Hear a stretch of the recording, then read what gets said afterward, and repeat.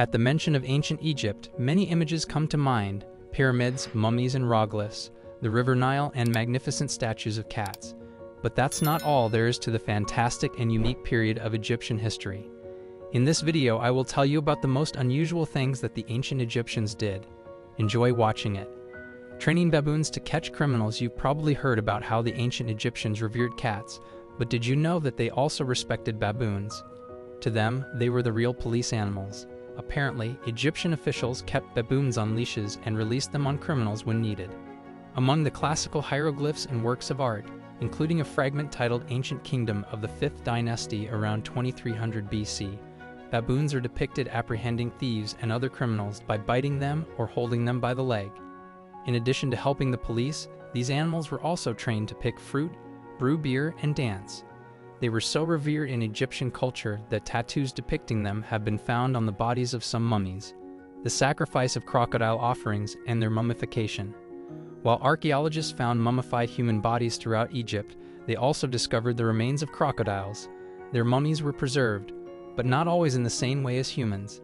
In 2019, for example, the excavation of an intact tomb in the El Hawa Cubet did not sprinkle on the west bank of the Nile River. 10 reptiles were found mummified without the use of resin, which is important in the mummification process. However, the discovery of well-preserved mummified crocodiles is not uncommon for researchers. It is believed that ancient people made sacred offerings of these animals, using them as a kind of food for the inhabitants of the afterlife or for the reincarnation of specific deities. In particular, crocodiles were associated with Obek, the god of water, and the overflow of the Nile. The use of common hooves, hawls, reaped eggshells, and pumice for oral hygiene. The ancient Egyptians did not ignore the issue of fresh breath. They used pumice stones to grind bull horn, ashes, and burnt eggshells into powder. This powder was then applied to their teeth and gums to protect their mouths from hygiene problems. It is believed that this method was quite effective, at least when it came to mechanical cleaning. In terms of overall health, it was perhaps not the best, as it made the gums bleed a lot. At various times, the Egyptians also used a combination of iris flower, pepper, and stone resin to clean their teeth.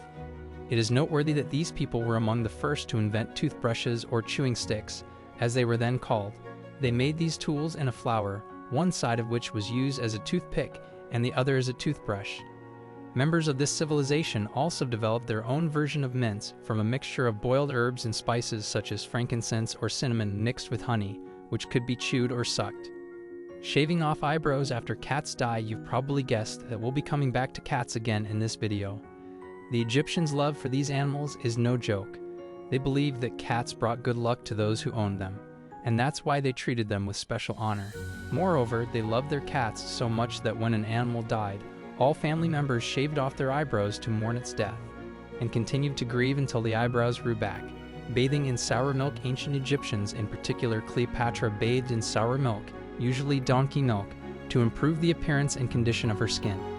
Today we know that sour milk contains lactic acid, which is a natural oxyacid. Such acids exfoliate the surface of the skin so that new, more evenly pigmented skin cells can form and take their place. In the case of Cleopatra, it is said that she required 7,000 words at a time for her daily baths to provide enough milk. At least she didn't let it go to waste. Using moldy bread to heal wounds, as already mentioned, the ancient Egyptians were quite clever and resourceful, but their method of healing wounds using moldy bread may seem a bit odd. However, it was actually effective and was the precursor to penicillin and other antibiotics used today.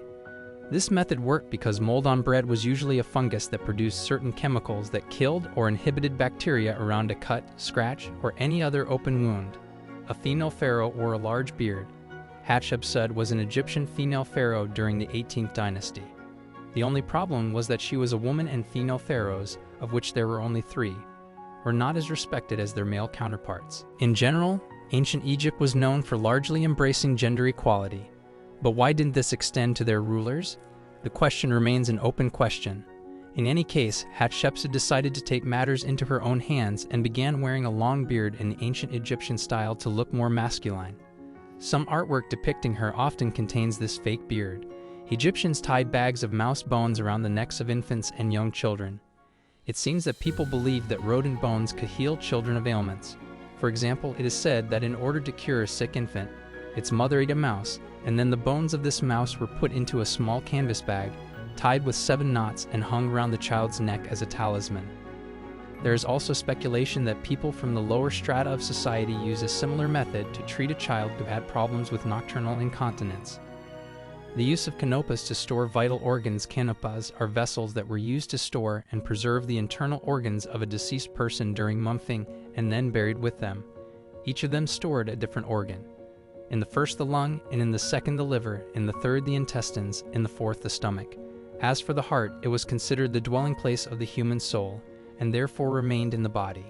Initially these jars were simple and unadorned, but over time they became more and more elaborate, and eventually came to represent the 4 deities known as the 4 sons of Gur. Hapi had the head of a baboon and kept the lungs. Duamitab had the head of a shokol and kept the stomach. Amset had the head of a man and stored the liver, and Kebesenuf had the head of a falcon and stored the intestines. It is rumored that one pharaoh ruled for 90 years.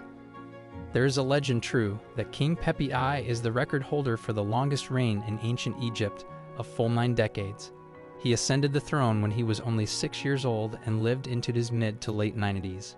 He ruled Egypt during the 6th dynasty, but many modern Egyptologists dispute this fact and believe that Pepi I ruled for about 64 years. If this is true, Pepi I is the 2nd longest reigning pharaoh after Ramses the Great, who ruled for over 66 years during the 19th dynasty. A highly developed tattoo culture. Tattoos are not considered unusual nowadays, which may be why their culture in ancient Egypt is often overlooked. Archaeologists have not only found tattooed mummies dating back to the 11th dynasty, but images of living women with tattoos in the form of dots and curls on the lower chest, abdomen, and thighs. Many historians believe that due to this arrangement, these markings were associated with asking the gods for protection and blessing during pregnancy. It is believed that only women of high status had tattoos. Over time, tattoo designs became more detailed and often resembled the image of a deity. This was done to pay homage to a god or goddess. The process of tattooing itself also had significance. It was considered ritualistic and began with the creation of a flat tattoo brush. It was made of an odd number of needles that were tied in a bundle. Usually the brush consisted of 3, 7, or 9 needles, with the Egyptians attaching significance to each of these numbers. After making a tattoo brush, it was dipped in charcoal soot or indigo powder and then repeatedly pierced the skin. Soot and indigo have antiseptic properties that helped prevent infection. Once the tattoo was completed, it was rubbed with various herbs and oils to promote healing and to help the coloring agents take hold. Using bread and beer as currency. As we mentioned when talking about baboons making beer, the ancient Egyptians seem to have been very fond of the drink and used it along with bread as currency between merchants.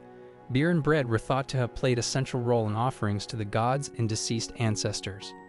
In fact, it is believed that the soldiers and about 10,000 laborers who built the pyramids were paid in beer and bread. The Egyptians liked them so much that they believed it was a sign that the gods were displeased with them when the Nile overflowed and when too many crops failed to grow to produce enough beer and bread for the masses. Wrapping dead people in miles of cloth. Let's start with an interesting fact. The invention of mummification is attributed not to the ancient Egyptians, but to South Americans. It is believed that in Peru, they were doing it 2,000 years before the first person was mummified in Egypt. The Egyptians tried to preserve the body of the deceased so that it could be used beyond the grave. The process as a whole was quite complicated, and each step had to be precise and calibrated. One of them was to wrap the body in a cloth that was over 1.5 kilometers long. It should be noted that in ancient Egypt, not every person was given the opportunity to become a mummy and go to the afterlife. It was the privilege of wealthy members of society.